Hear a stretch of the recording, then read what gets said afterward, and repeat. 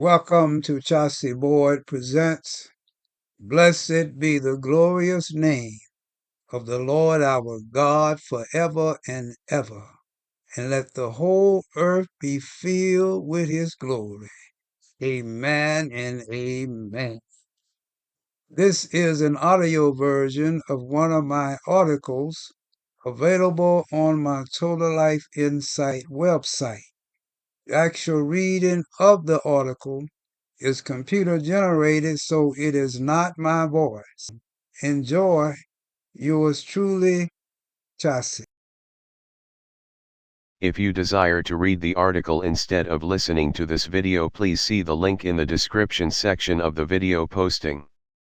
The Sabbath Question, a Historical Perspective. Introduction. This article shows that at least as early as the 4th century AD, some major church leaders as part of the Synod or Council of Laodicea considered the day we know as Saturday to be the biblical Sabbath. It is still good and best to have holy convocation and rest on the Sabbath, the seventh day of the week, the day we know as Saturday. However, because the ordinances of the Sabbath are no longer binding per Colossians 2:14-17, people may choose a different day. Consequently, the second best practice would be Sunday for holy convocation and rest. I hold that a person should choose at least one day out of the 7 days, preferably Saturday or Sunday, as a day of individual, family and community worship and rest. Details. In God's reckoning of time as introduced in Genesis 1, days began in the evening. Therefore, biblically the Sabbath runs from Friday at sunset to Saturday just before sunset. In short, we call the weekly Sabbath day Saturday in referring to the daylight part of the Sabbath. It was at least as early as the 4th century AD that major church leaders as part of the Synod or Council of Laodicea decided that scriptures such as Colossians 2:14-17 permit the church to transfer the functionality of Sabbath worship and Sabbath rest but not the name from Saturday to Sunday. Thus, Saturday was still to be labeled the Sabbath but Sunday was assigned the name of Lord's Day. Although Saturday retained the name Sabbath, it did not retain the functionality of a Sabbath day. In essence, this is the view held by most Christian churches today. Seventh-day Baptist and Seventh-day Adventist are example exceptions.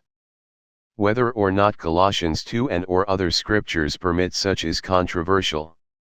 Romans 2:27-29, Romans 14:5, and Galatians 4:9-10 provide some insight into dealing with such matters as the Sabbath and Lord's Day.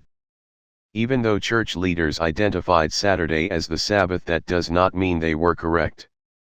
There is a possibility that the Sabbath under Moses was based on the new moon.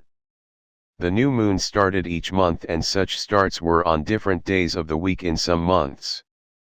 So that would mean the Sabbath would not be on a fixed day each month. It is unclear as to why the early church leaders used the phrase Lord's Day to designate Sunday. The phrase occurs in the KJV in Revelation 1:10.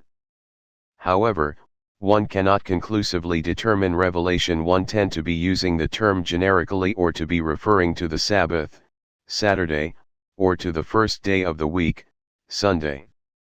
Colossians 2:14-17 says handwriting of ordinances are nailed to the cross, being against us and a shadow of things to come. In brief, this does not mean things like the Sabbath are completely done away with. It means the ceremonial or legalistic rules concerning them are no longer binding.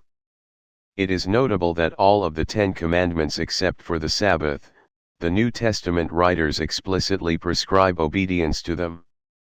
The Sabbath is only referred to by example as something the New Testament people did, but that may have been a cultural matter rather than a matter of commandment. Hence, the significance of Colossians 2:16 warning against judging one another on such matters. Instead, we are to allow every person to be fully persuaded in his or her own mind regarding such matters. Based on the historical record that Saturday was considered the Sabbath at least as early as the 4th century AD, I personally hold that Saturday is the day I recognize as the Sabbath for purpose of Sabbath keeping in the spirit of Leviticus 23:3. I say in the spirit of because under Christ we are called to be able ministers of the Spirit of the law rather than the letter of the law per 2 Corinthians 3:6, and Romans 7:6. For convenience and due to uncertainty I primarily choose Saturday because it is on our fixed calendar designated as the seventh day of the week. This is also true of modern-day Hebrew calendars, most of which do not follow the new moon formula completely. This uncertainty is also the reason why some might choose Sunday as a stand-in for the Sabbath. Indeed, at times I choose Sunday as my day of worship and rest. I advise everyone to have at least one day, preferably Saturday and secondarily Sunday, or both, though another day is also possible under the provisions of Colossians 2:14-17. I hold that a person should choose at least one day out of the 7 days, preferably Saturday or Sunday, as a day of family and community worship and rest. But I hold that whether one chooses Saturday or Sunday for one's day of family and community worship and rest is a personal choice per Colossians 2:14-17 to be agreed to by family and the local community of faith to which one belongs/associates with. Thus, some choose Saturdays and some choose Sundays. One should not judge another or allow oneself to be judged by others concerning such a matter. Let each be fully persuaded in his or her own mind to the satisfaction of God by sincere faith. A person who works 6 days a week can do household chores before or after work on those 6 days. A person who works less than 6 days a week can do household chores on an off day other than the Sabbath.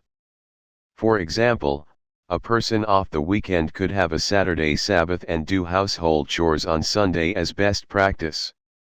Second best practice would be to have holy convocation and rest on Sunday, treating it not as the Sabbath but as a day that serves the functionality of the Sabbath, and do household chores on Saturday. It is clear that the Jews of New Testament day saw the Sabbath the same as or close to the same as those of Moses' day. This includes Christian Jews. It also seems that the Gentiles, non-Jews/non-Israelites, of New Testament days saw the Sabbath the same way as the Jews did. This should not be surprising given the synagogue was where the Gentiles largely received their teaching and the synagogue met on the Sabbath. Christianity rose up as the gospel spread to nations in which the population of Gentiles significantly outnumbered the population of Jews.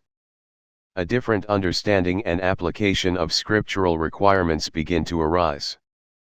The rise of Christianity eventually, rightly or wrongly, led to the official designation and sanctioning of Sunday as what is termed the Lord's Day as the primary day of worship and rest. Sunday is designated the Lord's Day because it is considered the first day of the week. The first day of the week is considered by many to be the day in which Jesus rose from the dead. However, there are some who hold that Jesus rose on the seventh day but his resurrection was not discovered until the first day of the week. In any case, the Lord's Day is in honor of Jesus' resurrection. This is in contrast to Saturday being designated as the Sabbath day and as the primary day of worship and rest. Christianity largely considers Sabbath day as Old Covenant and Lord's Day as New Covenant. Many but not all churches associated with Christianity consider Sunday as the primary day or worship and rest. Indeed, churches such as Seventh-day Baptist and Seventh-day Adventist are exceptions, for these consider Saturday as their primary day of worship and rest. Also, there are individual churches within other Christian denominations such as Baptist who independently convert from Sunday Lord's Day to Saturday Sabbath day as their primary day of worship and rest. In my view, given the recognition of Saturday as the Sabbath at least as early as the 4th century AD, it would have been better if all the church had kept Saturday as the primary day of worship and rest, for the church world could have still honored Jesus' resurrection on Saturday Sabbath regardless of the actual day of resurrection. After all, Jesus is Lord of the Sabbath, Matthew 12:8, Mark 2:28, Luke 6:5. However, Colossians 2:14-17, especially Colossians 2:16, does seem to give liberty and right to not so do on Saturday but so do on Sunday. Colossians 2:16 certainly forbids us from judging or requiring others to choose the day we choose. This is supported by scriptures such as 2 Corinthians 3:6 where the spirit rather than the letter is seen as more important. So though I think the better way was to choose Saturday in the early days of Christianity, I do hold the Bible gives the church the liberty and right to choose either Saturday of Sunday as the preferred day of rest and holy convocation. Therefore, it is good to take at least one day to rest by faith from the hustle and bustle of life, chasing money and materialism and making and acquiring things. To focus on spiritual work of faith, and family, and friends, and community. And to do so whether that day be Saturday or Sunday as a family and community of believers, however large or small that family and community of believers might be. For Matthew 18:20 says, "For where 2 or 3 are gathered together in my name, there am I in the midst of them."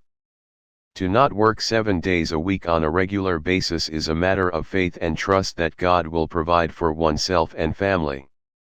The same goes for businesses and governments. Not requiring employees to work 7 days a week is a matter of faith and trust that God will provide for a successful business. Conclusion. The weekly Sabbath day is still the 7th day of the week. It is still good and best to have holy convocation and rest on the Sabbath, the 7th day of the week, the day we call Saturday.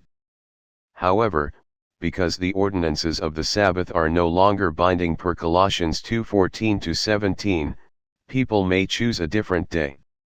Consequently, the second best practice would be to have holy convocation and rest on Sunday, treating it not as the Sabbath but as a day that serves the functionality of the Sabbath. In the related articles and references sections below are links to additional articles and references on the early church view of the Sabbath and Lord's Day. Other related articles by me. God institutes the Sabbath. Early Church, Constantine, Synod of Laodicea, Catholic Church. New Covenant and Law/Commandments, the Sabbath question. Well, I hope you enjoyed the lesson and found it enlightening. If you have any questions or comments, please contact me at chaurceyboard.com. That's